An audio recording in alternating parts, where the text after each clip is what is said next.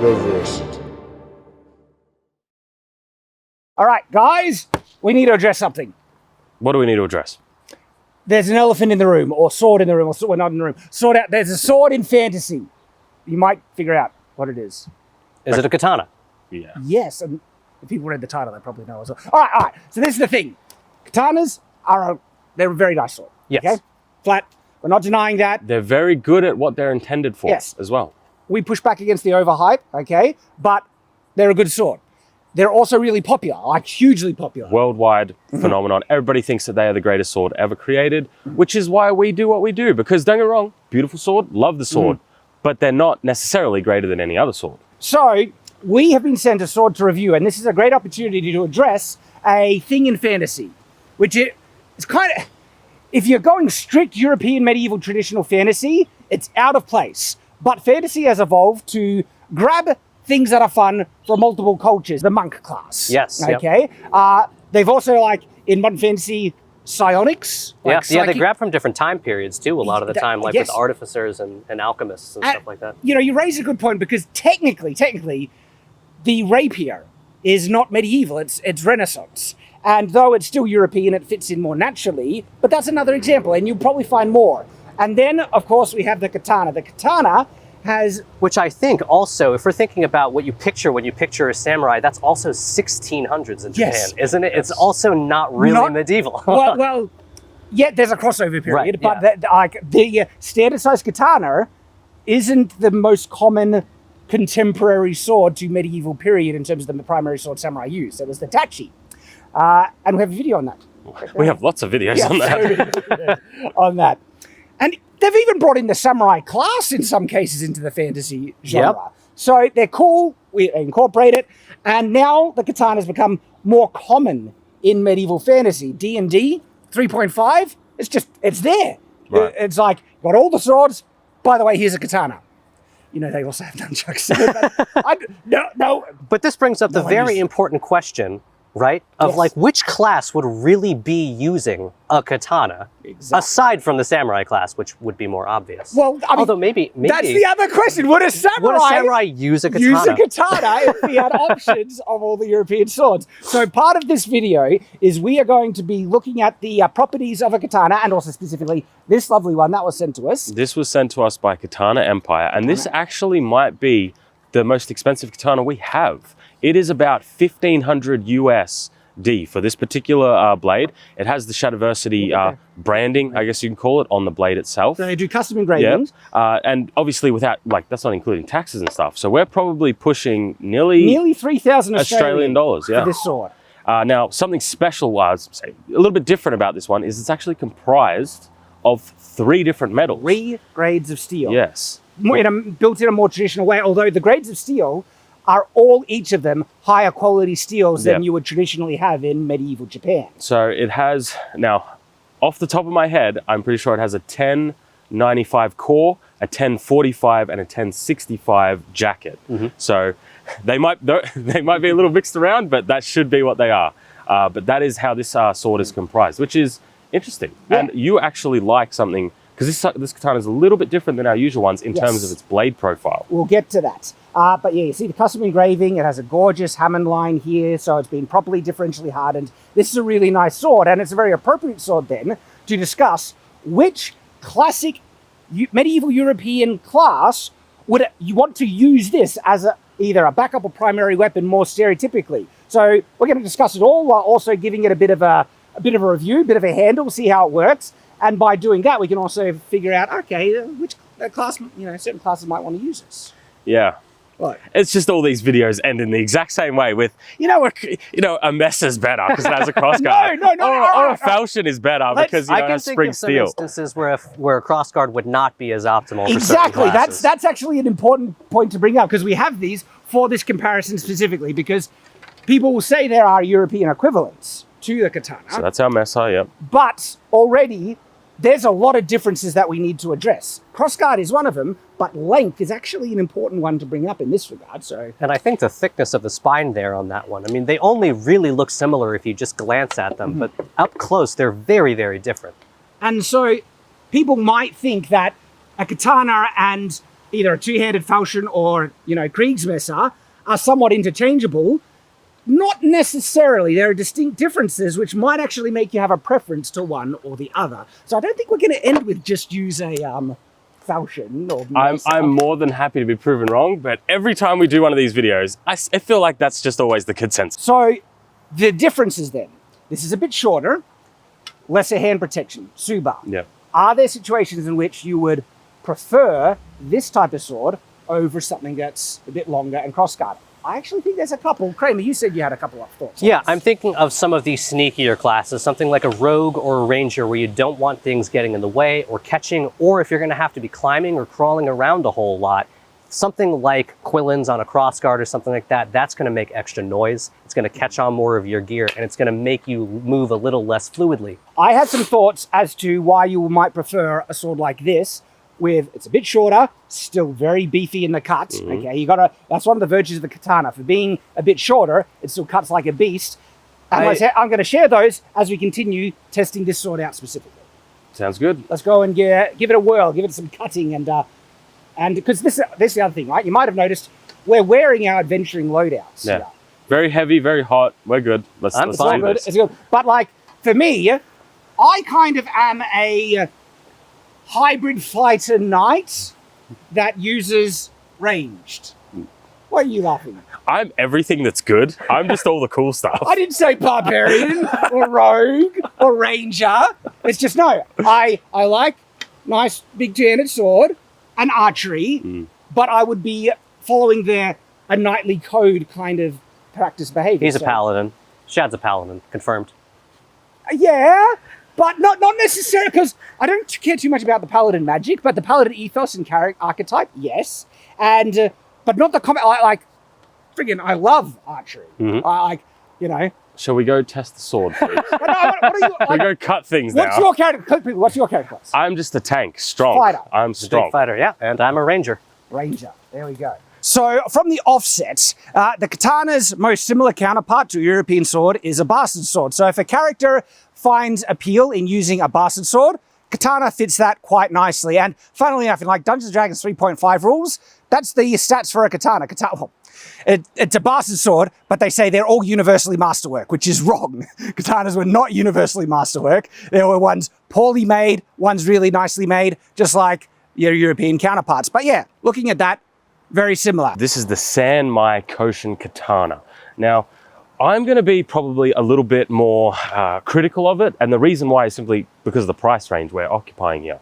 We have had a lot of katanas up till this point come in from $300, $500, all the way up to $1,000, and now this is our most expensive one. And do I feel like we're getting that extra money, that extra value for our money? In terms of the blade, it's not very sharp. Now, the reason why I bring this up is because you can actually choose on the website between sharpened and non-sharpened. It doesn't have a geometric grind up here, which is a bit of a shame. However, because we have such a, shall we say, different profile, and just to show you guys what I'm talking about here, this is our $1,000 katana. We've used this a bunch of videos, and if you see, like, it actually has quite a different tip, for example. And if I bring it over here, in terms of our length, we're pretty similar, but it's just that tip up there that is just, it changes the way it looks. And the way I remarked it to Shad was that it looks a little bit more like a falchion, especially our two-handed falchion. In terms of the fit and finish of the handle and the Suba, I mean, it's kind of all the same. Even when we go up in the price range, you're kind of getting mass manufactured stuff, but at least the wrap is nice and tight. It's got no play in the blade, which I like. I'm not a fan of this habaki. Yeah, I do admit, a lot of katana handles are kind of mix and match. They really are, and it gets to the point where if I'm spending that much money, and this is where I reach the crossroads when it comes to katana specifically. If you're spending that much money on a katana, the truth of the matter is you're kind of buying the artistry. You're kind of buying, it's a functional blade that has all these different steels melded together, and it's going to look really good. You can do some cuts with it. That's great. If you want to spend that type of money on it, sure. But when I spend $350 on this, and it can do everything that this can do, the quality, in terms of quality, you're getting very similar, and this is like 3 times the price. That's where I take issue with these. Would that affect people using it in a fantasy setting? Do you reckon katanas will just be more expensive blades because it takes more time to make? But they're not necessarily reaching better quality though. That's the thing, right? a katana, by the how it's made, actually takes a lot of artistry, and so I get Yeah, why it does. I get why people love it. The romanticization. Oh yeah, like the Hammond line is gorgeous. It's beautiful. Yeah. And the quality of like a traditionally finished blade, fantastic. However, you're not necessarily getting more practical use out of it. It could end up being a sort of status a bit. It could. Upper class nobles Yeah. having a katana because of just, hey, it's a more expensive sword. And it technically, of course, it's still functional. You It can has still- the yeah. exotic kind of, flexing Yeah. thing. I'm going to cut with it now. I'm going to cut with it now.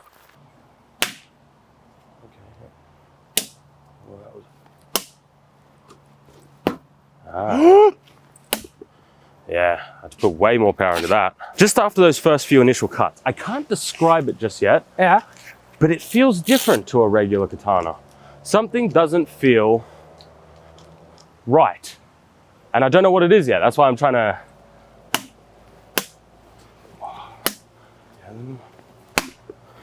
Something doesn't feel right. I don't know what it is. We might want to weigh it, yeah. I swear that feels heavier to me. Maybe it's just me, The but balance is better in this one. you like that balance I more. like I this don't balance. like that balance more. Well, we're always different because Yeah, because we like different balances. you like heavier point of balance. 'Cause it's I a like kata- lower point of balance, and that Okay. makes me like this one because Does it have a lower point of balance? Yeah, it feels like it. There's less torque on the wrist with this one than this one. Let's Oh wow, I nailed that. It's pretty close. Actually, I can't really see. Oh yeah, Yeah, that's yeah, different. definitely a lower point of balance. Okay, that's by what it about is. an inch. I like heavier cutting up here, and for katanas, they're more, for the most part, on average, they are more heavier up here. I can feel that difference in balance. That tiny little difference in balance. I'm And like, it's- something doesn't feel right. I Well, don't that might like explain this. why I'm liking it. I like that point of balance. Because it's basically just a falchion at this point. good. Yes. No. That's what we want, baby. I want a katana to be a katana. We want a katana to be a falchion, man.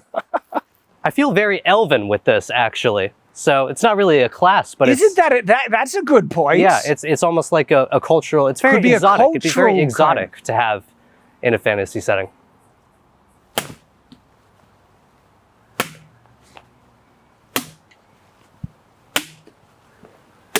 It's sharp. Yeah, I would say that's sharp. What did you? Yeah, wow, that was great. I kind of want to see how it does thrusting. I imagine it Yeah. would be fine, but slashing wise, see, I think for a lot of classes, if you're going on an adventure, I'd pretty much treat everyone as a ranger because everything has to be really versatile. So Yeah. in terms of a weapon like over a rapier, which can it cut, can it not cut? There's a video on that. But something like this, super versatile, I think I would like this a lot as a ranger, actually. I have some thoughts on that. I really like your idea of this possibly being adopted by certain cultures more than others. Like Yeah, elves. almost like real life. Like in Lord of the Rings, the elves had curved blades. Beautiful curved blades. Yep. That fits quite nicely. And they had a very different fighting style from the humans too, the elves did, because like the way their weapons were designed fit the way that they fought. It's just so good. All right, so let's go through some of the classic character classes based on how we've been using it and its performance stuff, what really suits them. So Barbarian, don't think it suits. No, not really. Like Barbarians, they like big, chunky, heavy damage weapons. Yep. A katana, funnily enough, is on the chunkier, heavy damage side, but not to the size of great swords. Right. If we were talking about a bigger style of Japanese sword, it could be interesting to see a barbarian with like a Yeah. nodachi or something like that, but I don't think the katana fits All right. super well. What about Bard? If we're going with that, katanas might be for more Fancier, well-to-do well-to-do people, people. then bards actually, they could carry that. It's very ostentatious. It's kind of interesting looking. Yes. It's ethnic looking. And one of the things that the katana is, it's a bit short on the shorter end, right? And that makes it a bit more convenient to carry. And when we look at weapons that were carried purely for self-defense, longswords were common, rapiers and stuff, but we do see a lot of examples where people were they started to prefer shorter swords. And so I think for that, absolutely the katana falls into that, and it can still do some serious damage. So Bard? Bard is a good one. I didn't even think of that. Okay, so what do we go next? Cleric? Cleric? That not real. Well, depending on setting, clerics don't even use edged Yeah, weapons. I wasn't even Which considering clerics. I've always found a bit dumb. Like if you can swing a mace and reasonably well, you'd be able to pick up a sword and swing it well. There's also just something about the cross guard on a regular European sword and the cruciform sort of. It says something very religious, even if Christianity is not in D&D. This is a good point. So do you think it wouldn't suit a paladin then? I don't think so. doesn't quite make like. I'm trying to picture this with like plate armor, and it works with the brigantine actually really well. That's a bit weird, isn't it? But I can't picture it working with plate. We need to put some on to see. So Paladin probably not so in terms of just that's more stylistic. I think functionality though, but even Paladins, when you're going onto the battlefield, the katana was used on the battlefield, but it's not the best battlefield weapon. This is better for kind of self-defense, personal carry, prestige and stuff. And because Paladins are kind of seen as more battlefield warriors, I don't think it fits for that. That reason. It's generally a little tankier. I can't quite see that working. All right. Fighters are kind of a toss-up, I think. Yeah, because fighters are one of the most variable, flexible classes. It depends on preference. Right, yep. So that's fine. It can work. It can work, depending on what loadout you go with. Okay, so what about magic classes like Wizard or Sorcerer? They're not trained in weapons anyway, but if they were, maybe Are there easier things to use, though, if you were to just pick something up? Like, considering they're not trained, if you just handed this to someone who didn't know what they were doing, it's a little... Actually, yes, katanas are easier to cut well with than other swords because they're so stiff. And so these are actually better for less trained warriors. But wouldn't you think something slightly shorter? I mean, I know they can be used one hand, but if you're talking about like a wizard with a very low strength or dexterity, I feel like one-handed, these can feel a little sluggish for someone that's going to need a free... Well, they're going to need to cast. You're right. So if you're using a two-hand, I mean, I guess you could take a break. Witchers do that too. Yes, unless they have spells that don't require hand movements. But okay. You did bring up Witcher though. Should we address Witcher? It's not really classic. a class, yeah. But I think there's like lots of cool art with Geralt actually like in samurai style armor. So I think that's confirmed. I think it's confirmed that they could do that. It's funny because The Witcher, those long swords are so iconic with the Witcher kind of archetype. Yep. But maybe we just said that's Geralt, that's the Geralt style. To just look at Witchers generally. You for monster hunting. Yeah, you brought up a good point. Okay, so there is something in regards to katanas that actually make them quite good as a monster hunting weapon. I'm going to save that commentary until after our next test. So we're shelving that. But because of that, I think it could suit a Witcher.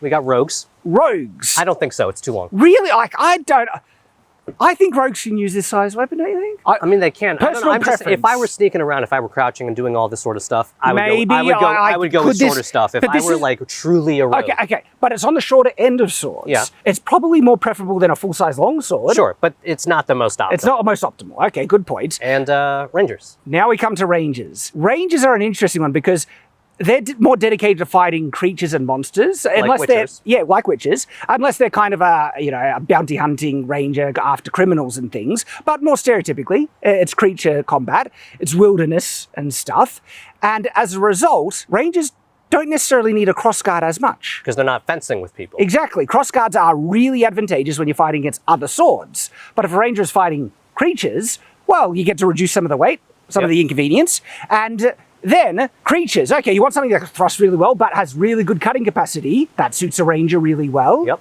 And we've actually tested katanas cutting trees, and they did really well.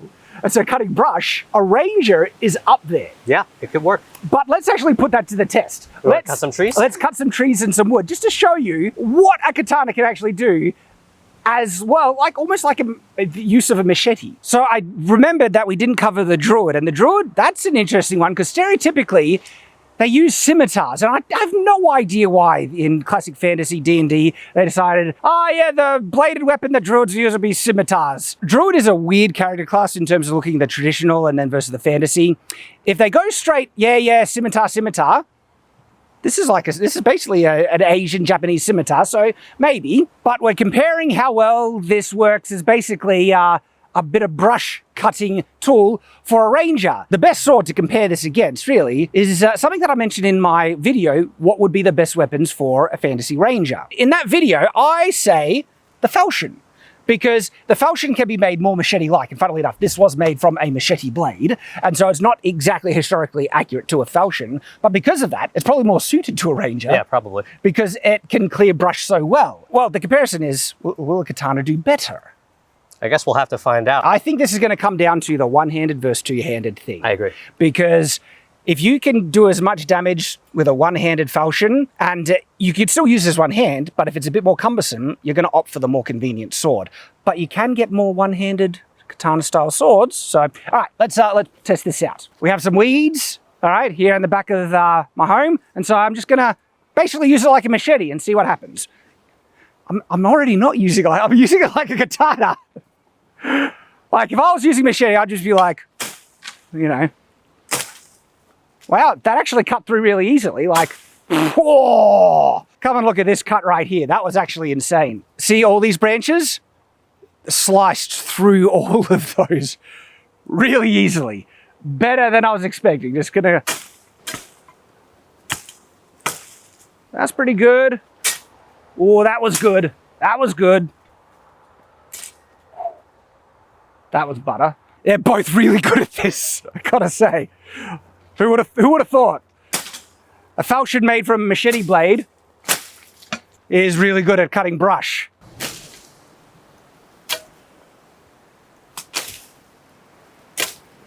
It feels like a lot of effort just to cut a couple small branches, but it's cutting through them.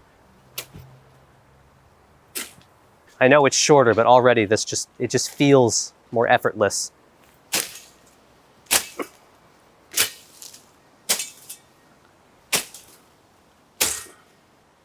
I feel like they're equally effective. That is really, really equivalent. But which Those one would like- you rather use? All right, this is where it's tricky. If I was a ranger, okay, there's a pro and con here. Yeah. It's more convenient that this is one-handed for brush cutting, but for combat, having that extra speed and leverage in the two-hand with extra reach, Yep. that makes it, they balance out. Like, it would be personal preference after that.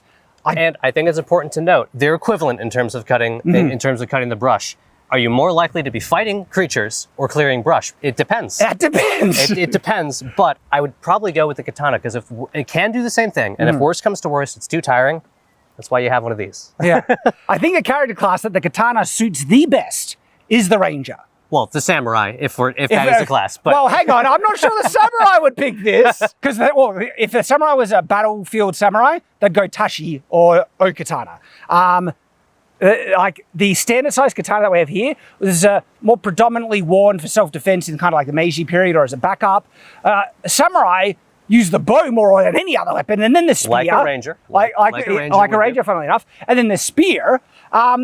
And this was a backup. But still, out of all the classic fantasy classes, Ranger and Bard. That's what I'm going for. Ranger and Bard would be the more likely ones to use a katana. yeah. I like the sword. I'm on the opposite end. I don't know if I would recommend this for $1,500. Okay, yeah, the price It's just the price bracket I'm hung up Yeah. on. There's nothing But it's particularly a good unique. sword. There's nothing particularly unique The or 3 special. grades of steel. That's one of the selling points. It's one of the more finer craftsmanship styles. Has this performed any better or worse than any other katana at like the 600, 300 price point? No, but I think the extra price point is kind of the craftsmanship aspect of it with the 3 grades of steel, then authentic hammer line. I hate to mention it, but we have the $1,000 katana that has all of the lines visible, and it's all about the craftsmanship that one and is traditionally made. That's more folded steel, but if it's in your price range, I think it's a decent sword. Like it's a functional sword. It'll be able to do for the most part what you want. I don't know if I can recommend it at the price point it's at. Would you, as a ranger, pick this as one of your primary? It's definitely a contender. Yeah. Yeah. I'm more sold on it now than I was before we filmed this. I was very pleasantly impressed. And in terms of comparing it to Something like swords. Krieg's mess up. I think it's more suited to monster killing because it's solid cutting, not as much reach. You don't need the cross guard. Also, some urban fighting as well. I'm sorry. Adding on a crossguard, you can get smaller crossguards that are just a little bit bigger than this Suba, and it's so negligible it wouldn't matter. And having that added functionality of a little crossguard is better than a Suba. I'm sorry. We have tested this. Like, you don't have to have a giant crossguard like this. You can actually have a smaller one. Perhaps then, what would actually evolve if katanas were introduced into a medieval fantasy setting, we would see kumatas. Kumatas. Kumatas. I was waiting to see if you get the name I right. remembered it. So, yeah, would we see swords like this appear more regularly? And this crossguard is infinitely more functional than something like a Suba, and it's not that big of a crossguard. It's not that big. It's really not that big. But, okay, then it comes into style and look then. Mm-hmm. It does. That might actually make the bard kind of, or upper class noble kind of preference for the katana. The katana is a very sexy sword. It's a beautiful sword. Beautiful. that could be where it really fits in a House of Fantasy. I can agree with that. So it is time for the dreaded wood test, a staple of our sword reviews. Now, have you ever done a wood test on a sword before? I like my swords too much to do that to them. Right. Basically, we just hit the sword really hard on a piece of wood. Now, it doesn't matter what happens to the wood. It's actually what happens to the blade, because we want to test the durability of the blades.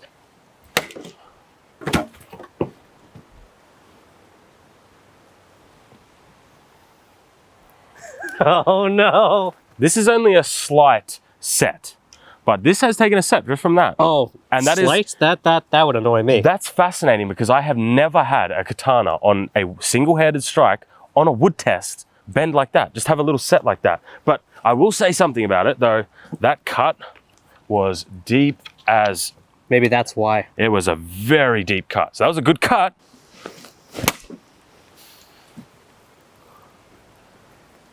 I feel like that got even worse. Did it fix it? No, I think it got worse. But have a look at that. Like that looks worse. That was a perfect cut. No edge problems at all. Yeah. Same with Clean. the first. But that's interesting, because think of it like this. This is made of 3 different layered types of steel. Yep. So we have the 1095, 1045, and 1060. And you would think that that does better, but I am already, I'm going to be honest with you guys. I'm kind of a bit blown about this. Things have happened. But things have happened. And we need to talk about them, because it's important within the context of the price tag of the sword and Yes. this review. I was more positive about this sword I was not. until we reached this point here. We've developed quite a set. Now, you can fix a set, not the end of the world.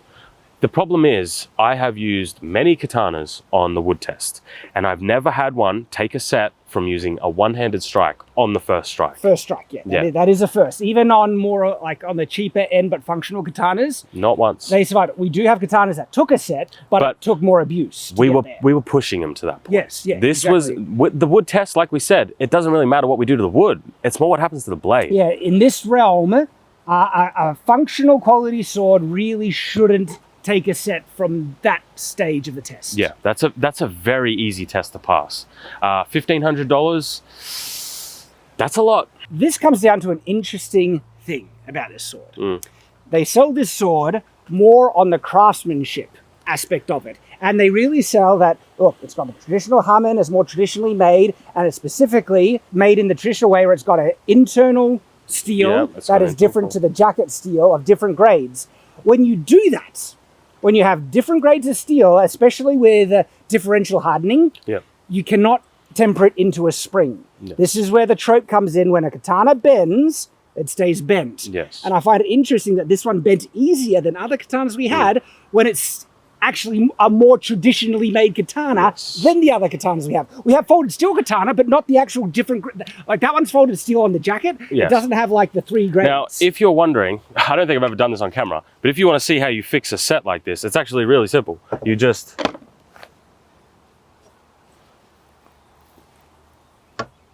Wow, that's interesting. Overbent it. It was easy to bend. All right. Yeah, but it was way too easy to bend. Yeah, that's what we've seen. So it's soft. But this is now almost straight as an arrow, if you look at that. That's how you fix it. It's simple as that. However, that was fascinating, because I've fixed many katanas, believe it or not. They seem to take a lot of sets. But I've never had one that was that easy to fix, that I overcorrected. And it was just a little... This one actually is not that stiff. It's very quite soft. prone to bending. That's crazy. That's like so this is the caveat. For this range grade... No, but now I'm confused, because usually katanas, when you have a differentially hardened sword, they're usually a bit stiffer and a bit harder. And they keep that until they take a set. That was very easy to bend. I have actually handled some katanas that were this easy to bend. They were that soft? Yeah, in fact, we have one. You haven't handled it. But it bends pretty easily. Which sort of begs the question, one of my old ones. If we're talking back in fantasy with this sword, right?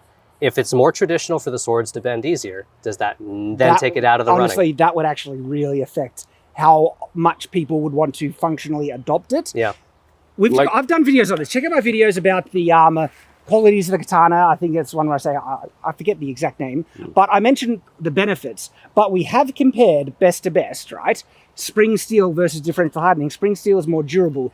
But in the video where I'm talking about, I do mention not all European swords were spring steel, but the best quality was. Yeah, And and so spring steel is a little bit trickier to fix. Like this is actually a little bit easier to fix. then spring steel, it actually is harder to bend back in when it does take a That set. doesn't mean it's good though. It's You easier to still don't break, want this too. happening. You don't want this But the happening. issue is, one of the selling points or ways we were fitting this into fantasy was that it was a more expensive, therefore prestigious sword, and therefore you would be comparing it to the more expensive European swords. Mm-hmm. But if there is a distinct difference in quality in that higher end range, that would affect who would use it. Honestly, what would happen is they would make them in that shape, but with spring steel, just like we have in the modern day, honestly. And with a crossguard, so we come full circle. Maybe with a cross guard, but maybe that's when they, all right, if they can make it out of spring steel, I could see the, like, bards and people, for the exotic kind of flexing, making a more traditional looking one. Now, usually this is the point where we sign off, but before we do that, we have got one extra test for our generous supporters and everybody who helps out the channel. Exclusive content that is only for the channel members, the supporters on Patreon, Subscribestar, or Player, because this is what we want. Oh, it's important. We're going to be taking this and testing it against some mail. Now, Show them out. It's right there. Show them out. We got it there. We're going to be, can this katana get through chainmail? Or will it just bend? this was planned before it took a set. So now that I know how soft this is, I am actually far less enthused about this. But for all you people who support us and sign up, you will get some exclusive content where we're about to put this up against some riveted mail. And potentially break it. Like, this is a $1,500. But the thing It's is, such a shame. it's our most expensive katana. Thing is, though, it's now not one of my favorites because it's such a soft blade. All right, why don't you handle the sign off, Kramer? Let's go test this thing. All right. Okay. Guys, sign up so you get that exclusive content. And look, we do thank Katana Empire for sending the sword for review. Look, if you're after the craftsmanship value, there is some value in it if you're interested in like an authentically made katana that has the different grades of steel kind of laminated together. There's a link in the description. And in the meantime, if you're not going to be able to catch that exclusive content, you can check out another sword that Katana Empire sent us, which performed better in terms of holding up, but was so different in its design. And that's the reverse edge sword, the Sakabutsu, like from Rurouni Kenshin. Actually, I like it. Yet I don't like it. Check it out. It's weird.